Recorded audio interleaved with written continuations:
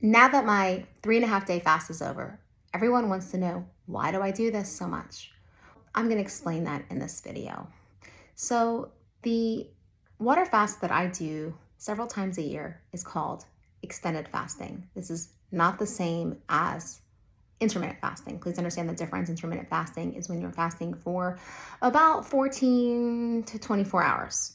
Whereas if you start going beyond 24 and 48 hours, this is an extended water fast. I've done 3 days, 4 days, 5 days, and up to 8 days. And each of them have their own benefits. So what are the benefits? Well, one of them is this cleanup process known as autophagy. What does that mean? It's not the same as apoptosis. This is not programmed cell death. This is actually more like the cleanup crew. During our metabolic processes, there's always junk that's formed.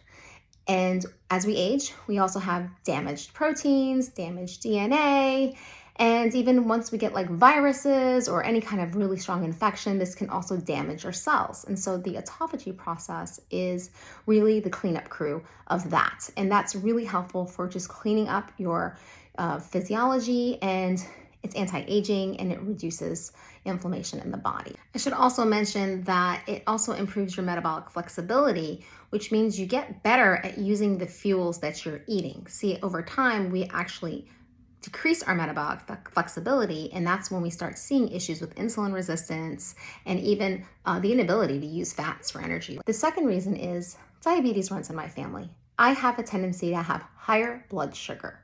I've struggled with insulin resistance for most of my life, very mild and controlled by diet and lifestyle. And so this is a way for me to keep that in check, to prevent me from having to go on diabetic medications as I get older. My mom's on diabetic medications. I don't want to follow down that path. Next reason is purely vanity. I love the anti-aging benefits of the water fast. One of the main ones is an increase in growth hormone. A 3-day fast can increase your growth hormone by about 300%, and a 5-day fast can increase it by 1,200%. Now, I'm going to personally be honest with you. When I've done 5-day fasts, I felt this surge in growth hormone. I used to call it bionic woman. And it always occurs after the refeeding period when you're breaking your fast. In the first few days after, especially for 5 days, I noticed a really big surge in my energy, and my strength was doubled. I was lifting more weights and I was putting on muscle on my body. For 3.5 days, I still get the surge. It's just not as intense.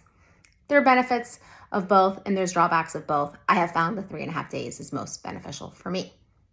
So that's really the other driver of fasting. And the last one is it can actually delay ovarian failure and also menopause. It can also be a benefit of dealing with some of the side effects of peri and postmenopause. It just keeps your hormone levels churning longer. It keeps your ovarian reserve longer. So for those of you women who are trying to conceive later in life, doing these fasts has been shown in a lot of studies, particularly animal studies, to be able to improve ovarian reserve and slow down ovarian aging. And also, on top of that, it can also reduce chromosomal damage during the cell replication that occurs at the blastocyst or the growing embryo. With that in mind, if it's reducing DNA damage for infertility, wouldn't it be reducing DNA damage for everyone, even cancer prevention? And yes, there's actually a lot of studies that talks about how fasting can actually prevent cancer or could be a treatment for cancer. Now, there is a caveat. Some tumors do actually increase during fasting, and that probably has a lot to do with growth hormone, because unfortunately growth hormone does feed cancer. But generally, because of the lack of sugar, the lack of energy, the lack of protein, you're starving the cancer cells. So I guess it just depends on if you're trying to prevent cancer or what stage of cancer or what type of cancer you have. But there's a lot of people who use water fasting for cancer therapy. That's pretty much the main reasons why I do this, and I have found it to be something that has long-term benefits for me as I get older. Hey, it's Dr. Mandy here. If you like this content, please give it a thumbs up and subscribe to my channel so you can receive notifications of more content just like this.